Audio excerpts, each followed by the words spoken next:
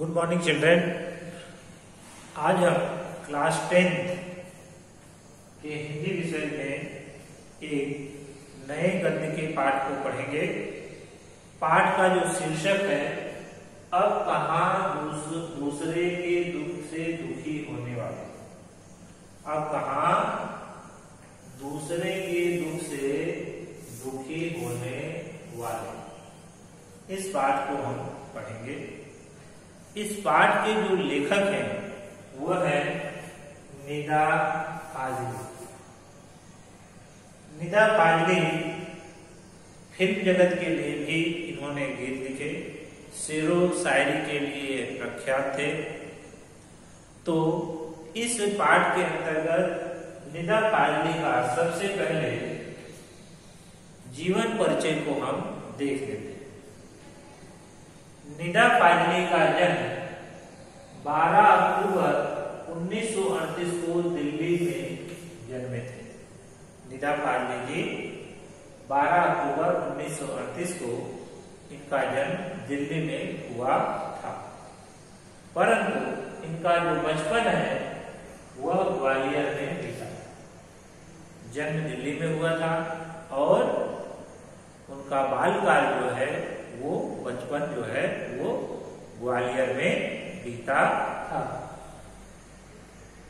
निदा काजली उर्दू के साठोत्री के महत्वपूर्ण कवि माने जाते हैं।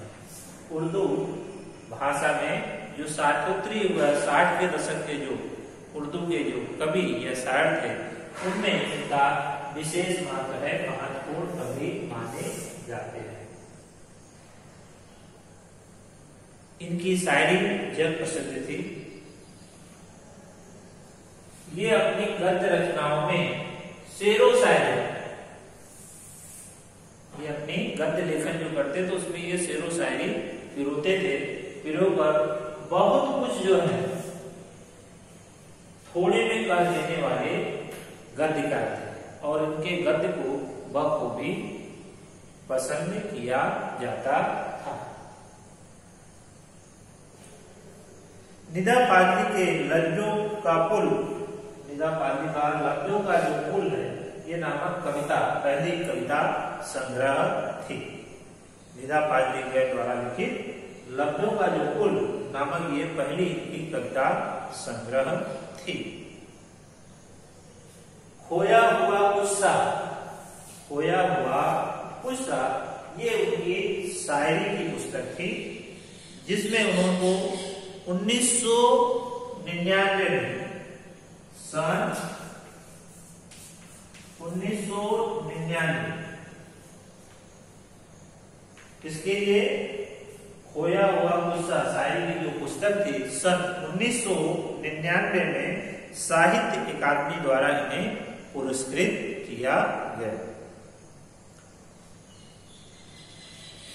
दीवारों के बीच और दीवारों के पास, ये पहला दीवारों के बीच उनका पहला आत्मकथा आया। उसके बाद दूसरा दीवारों के पार उनकी पुस्तक प्रकाशित हुई, जिसमें उन्होंने अपनी आत्मकथा को लिखा। तमाशा मेरे आगे,